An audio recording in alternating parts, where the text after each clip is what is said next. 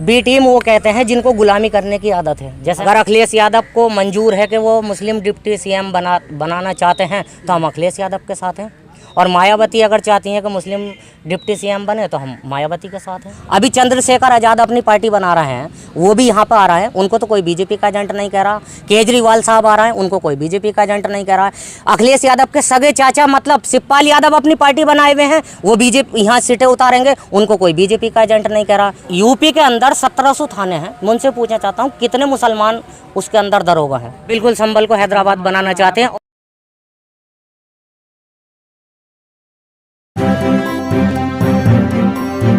Media voice, आपकी आवाज।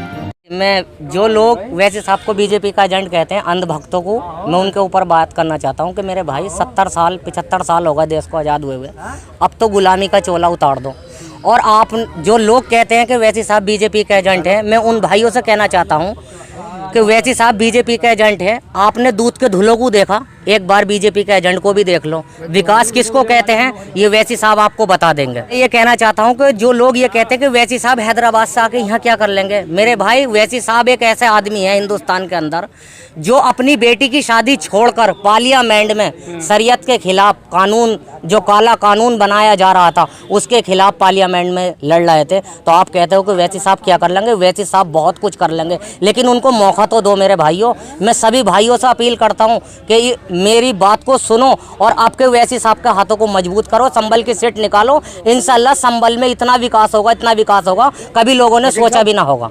लोग कहते हैं कि जो भी भाजपा के खिलाफ बोलता है उनके खिलाफ कार्रवाई होती है, लेकिन ओवैसी जी पर कार्रवाई नहीं होती है। आपने बहुत अच्छी बात कही और मेरे दिल की बात कही, ये बात बहुत आपकी अच्छी लगी। तो मैं उन जुम्मनों से ये कहना चाहता हूँ कि वैसी साहब के ऊपर जो ये कमेंट करते हैं, मैं उन जुम्मनों से कहना चाहता हूँ कि बंगाल की जो ममता बनर्जी हैं, वो भी तो मोदी जी के खिलाफ बोलती हैं, उनके ऊपर तो कोई मुकदमा ना हुआ, तो क्या वो भी बीजेपी के एजेंट हैं? उन्होंने तो अपनी सरकार बना ली।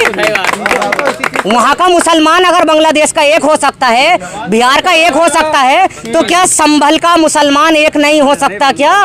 विकास के लिए, अपने बच्चों के भविष्य के लिए। अरे मेरे भाइयों, गुलामी का चोला छोड़ दो जुम्मनों। जुम्मन क्यों कहते हैं आप? ये हमारा प्यार का लफ्ज है, समाजवादी भाई जो हमारे, उनसे प्यार का लफ्ज है जुम्मन भाई। वो भी तो आपको मेमन कहते हैं। हाँ तो कोई बात नहीं, जुम्मन मेमन हम भाई भाई है ना। बीजेपी तो इसी चीज को लेकर खुश है कि असदुद्दीन ओवैसी 100 सीटों पर लड़ रहा है और हमें जिताने का काम कर रहा है। अरे ये बीजेपी की अपनी सोच है, ये समाजवादी की सोच है। असलियत में ये बीजेपी की सोच नहीं है, समाजवादियों की सोच है। योगी जी ने कहा था कि ओवैसी जी आ रहे हैं, बड़े नेता हैं, उनका स्वागत है, उनका चैलेंज हम स्वीकार करते हैं जी। तो जो बड़े नेता शब्द इस्तेमाल किया, उसको लेकर के काफ़ी बातें कही गई कि बीजेपी का देखिए प्रेम निकल कर आ रहा है योगी ओवैसी जी के प्रति। तो मैं ये बात अगर योगी जी ने कही है, ठीक है, मैंने भी वीडियो देखी थी, तो योगी जी जानते हैं कि वैसी साहब बड़े नेता हैं, वो इज्जत देते हैं, सम्मान देते हैं, लेकिन इसका मतलब ये नहीं है कि किसी इंसान ने किसी की तारीफ कर दी तो वो उसके साथ ही हो गया या उसका बी टीम हो गया। ये समाजवादी के लोग ही गंदी सोच रखते हैं। बड़ा क्यों नहीं मानते हैं अखिलेश यादव भाई? मैं आपको बताना चाहता हूँ, जो इंसान बड़ा होता है वो दूसरों को भी बड़ा मानता है, जो छोटा होता है वो दूसरों को भी छोटा मानता है। बड़े हैं फिर? तो योगी जी बड़े हैं, वो मौजूदा सरकार में हैं, मुख्यमंत्री हैं, इसलिए बड़ा मानते हैं। उनको बड़ा मानते हैं। आपका प्यार जो है बहुत उमड़ता है योगी जी के लिए? नहीं, हमारा प्यार नहीं उमड़ता, ना हमने कभी बीजेपी को वोट दिया और ना कभी देना। हमने आज तक समाजवादी को वोट दिया, लेकिन समाजवादी हमें ये बताएं हमें क्या दिया। आपकी फाइट बीजेपी से है या समाजवादी पार्टी से? हमारी जो फाइट है वो समाजवादी से, समाजवादी। भाजपा से नहीं है। भाजपा से क्या है, भाजपा के तो आपके जीरो हो जाएगा, जीरो हो जाएगा। नहीं, सही नहीं, सही की बात नहीं करें आप। मैंने ये कहा बीजेपी जीरो हो जाएगी, लेकिन अखिलेश से 350 अगर 350 ला रही है तो 350 ला रही है, तो फिर उसको अखिलेश जी ये क्यों कहते हैं कि हम छोटे दलों को अपने साथ लाएंगे? फिर 350 उनकी खुद की आ रही है, तो फिर उन्हें किसी की जरूरत क्या है? कहा जाता है हिंदू मुस्लिम की ज्यादा बात करते हो ओवैसी जी। तो ऐसा है मेरे भाई, जब मायावती ने सरकार बनाई थी, बहन मायावती ने, तो उन्होंने दलितों की बात करी थी। जब अखिलेश यादव ने सरकार बनाई तो उन्होंने यादवों की बात की। योगी जी ने सरकार बनाई तो वो ब्राह्मणों की ज़्यादा तरफदारी करते हैं। तो अगर वैसे सब मुसलमानों की हैं तो इसमें गुनाह क्या है?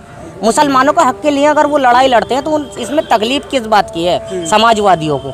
एक मुसलमान भाई अगर किसी मुसलमान भाई की अगर उसके लिए लड़ रहा है, उसके लिए आगे आ रहा है और उनका हक दिलाने के लिए दिन और रात जिद्दोजहद कर रहा है, तो इसमें समाजवादी के जितने भी लोग हैं मेरे भाइयों, उन्हें तकलीफ नहीं होनी चाहिए। इस बात को सोचो, अपने भाई को मजबूत करो। अखिलेश यादव को हमने 4 बार देख लिया, जिसमें संभल से राम गोपाल यादव भी जीते, मुलायम सिंह यादव भी जीते और तुम्हारे के नवाब साहब भी जीते। लेकिन जीतने के बाद में आप ये बताएं संभल में क्या विकास हुआ?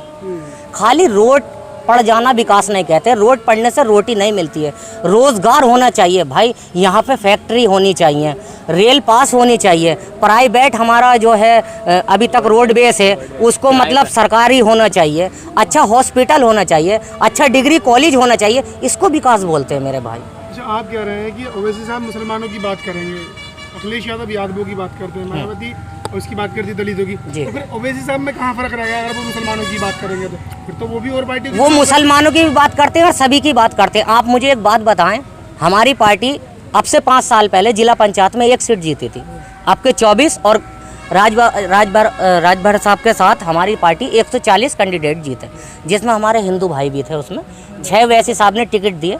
मैं समाजवादी में अभी 5 जिला पंचायत चेयरमैन जीते, ठीक। मैं उनसे पूछना चाहता हूँ अखिलेश साहब से कि आपने एक मुसलमान को क्यों टिकट नहीं दिया? अच्छा, यूपी के अंदर 1700 थाने हैं। मैं उनसे पूछना चाहता हूँ कितने मुसलमान उसके अंदर दरोगा हैं या DIG हैं या SP हैं? क्या मुसलमान पढ़ा लिखा नहीं है? जावेद अहमद को बनाया तो था, तो बस एक को बनाने में सबका विकास हो जाता है। यानी वैसी साहब अभी आएंगे, मेरे गले में माला डालेंगे, मुझसे कहेंगे 10 लाख तू ले ले, पूरा संभल का विकास हो गया? ऐसा नहीं होता है मेरे भाई। भला सबका होना चाहिए, मेरा नहीं होना चाहिए। मुसलमान जो भाई हैं, दलित भाई हैं, यादव भाई हैं, मैं चाहता हूँ सबको आगे को बढ़ाया जाए। मैं ये नहीं कह रही खाली मुसलमानों को बढ़ाया जाए, लेकिन सबका साथ सबका विकास। तो वो तो बीजेपी कर रही है ना पहले। तो बीजेपी कर रही तो हम नहीं कर सकते क्या? मतलब बीजेपी कर रही है तो हम ना कर सकते? तो हम सबका साथ सबका विकास करेंगे, लेकिन बीजेपी ने जो 100 को 150 को जो हमें पेट्रोल दिलवा रही है वो हम नहीं करेंगे। अच्छा, 200 को जो सरसों का तेल मिल गया वो हम नहीं करेंगे, 900 को जो सिलेंडर मिल गया वो हम नहीं करेंगे, क्योंकि ये हमारा हाथ में नहीं है, सेंटर सरकार का हाथ में। CAA NRC पे खामोश थे और किसान आंदोलन पे बहुत ज्यादा बोल रहे थे, उस पर क्या कहेंगे आप? तो आप ये बताइए आप कि बीजेपी का एजेंट कौन हुआ? फिर आप ये बताइए बीजेपी का एजेंट कौन हुआ? अखिलेश यादव जब CAA NRC हुई उस पर एक भी कमेंट नहीं आया। 3 तलाक का मुद्दा आया तो अखिलेश भाई साहब का कोई कमेंट नहीं आया, ठीक है। फिर भी और वैसी साहब पार्लियामेंट में अकेले ऐसे मेंबर हैं जो पूरी पार्लियामेंट में अकेले लड़ते हैं, तो वो बीजेपी का एजेंट है? कुछ लोग ये कहते हैं कि ओवैसी साहब जब एक भाषण देते हैं तो सभी हिंदू जो एक हो जाते हैं, मतलब और पार्टी के जो बीजेपी वाले वोटर हैं वो एक हो जाते हैं, और मुस्लिम जो है तो वो जगह जगह फट जाते हैं, जिसकी वजह से बीजेपी को फायदा हो जाता है। तो भाई साहब बीजेपी को हराने का ठेका क्या मुसलमानों ने रखा है क्या? अगर हराना है तो सबको मिल के साथ हराओ ना। क्या वैसी साहब ने अकेलों ने ठेका ले रखा है? अभी चंद्रशेखर आज़ाद अपनी पार्टी बना रहे हैं, वो भी यहाँ पर आ रहा है, उनको तो कोई बीजेपी का एजेंट नहीं कह रहा। केजरीवाल साहब आ रहे हैं, उनको कोई बीजेपी का एजेंट नहीं कह रहा है। अखिलेश यादव के सगे चाचा मतलब शिवपाल यादव अपनी पार्टी बनाए हुए हैं, वो बीजेपी यहाँ सीटें उतारेंगे, उनको कोई बीजेपी का एजेंट नहीं कह रहा। बस एक अगर किसी को तकलीफ है तो दाढ़ी से टोपी से, सिर्फ वैसी से तकलीफ है और किसी को से तकलीफ नहीं है। अरे सेकुलर दल कहते हैं कि बीजेपी रोको है, हाँ। और ओवैसी कहते हैं बीजेपी रोको, तो उस पर जो है ज़्यादा कंट्रोवर्सी होती है, उस पर क्या कहेंगे आप? नहीं सर, मैं इस पर कोई कमेंट नहीं करूँगा। ओवैसी जी को जो भी विपक्षी दल हैं, चाहे सपा हो, कांग्रेस हो, सब बीजेपी की बी टीम कहते हैं कि ये भाजपा को जिताने के लिए आ रहे हैं यहाँ पर। जी, बी टीम वो कहते हैं जिनको गुलामी करने की आदत है। जैसे अंग्रेजों के ज़माने में लोग गुलामी करते थे, अभी कुछ लोगों के दिमाग में गुलामी का नशा है। मैं चाहता हूँ उन भाइयों से, सभी भाइयों से और सभी जाति के धर्म के भाइयों से कहना चाहता हूँ मैं कि भाई लोगों, ये गुलामी का चोला जो है अब इसको ख़त्म करो, अब हिस्सेदारी की बात करो, अपने हक के लिए लड़ो। हमने मुसलमानों ने कोई ठेका नहीं ले रखा है बीजेपी को हराने के लिए, हमें सिर्फ हिस्सेदारी चाहिए और हम अपने कैंडिडेट खड़े करेंगे और इंशाल्लाह पूरी ताकत के साथ संगठन खड़ा है और हम जिताएंगे तो इंशाल्लाह। सपा की सरकार होती है उसमें हिस्सेदारी नहीं मिलती। अगर अखिलेश यादव को मंजूर है कि वो मुस्लिम डिप्टी CM बनाना चाहते हैं तो हम अखिलेश यादव के साथ हैं, और मायावती अगर चाहती हैं कि मुस्लिम डिप्टी CM बने तो हम मायावती के साथ हैं। आपकी लड़ाई डिप्टी CM की है या उत्तर प्रदेश में विकास की है? पहली लड़ाई हमारी डिप्टी CM की है और दूसरी विकास की है और तीसरी हमारी हिस्सेदारी की है। सबको अधिकार बराबर मिलना चाहिए, हिंदुस्तान का हर नागरिक का अधिकार बराबर है। कितना लगता है से क्या फ़ायदा हो जाएगा आपको? जी, डिप्टी सीएम से क्या फायदा हो जाएगा? डिप्टी सीएम से क्या फ़ायदा हो जाएगा? हर पार्टी अपने दलित भाइयों ने अपनी मायावती को चुना, और अभी समाज यादव भाइयों ने अखिलेश यादव को चुना, ठीक है, ब्राह्मण भाइयों ने योगी जी को चुना, तो क्या मुसलमानों का हक नहीं है कि वो भी अपना एक चेहरा उतारे यहाँ पर? चेहरा है आपके पास डिप्टी सीएम के लिए?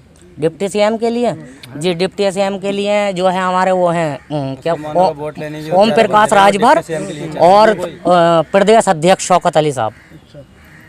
ओम प्रकाश राजभर को डिप्टी सीएम बनाएंगे? जी, अच्छा। समाजवादी ये तो हमारे सदर साहब का फैसला है ना, वो किसे बनाएंगे, लेकिन उम्मीदवार दो हैं ना, शौकत साहब भी हैं और ओम प्रकाश राजभर भी हैं। तो इससे हिस्सेदारी मिल जाएगी? जी।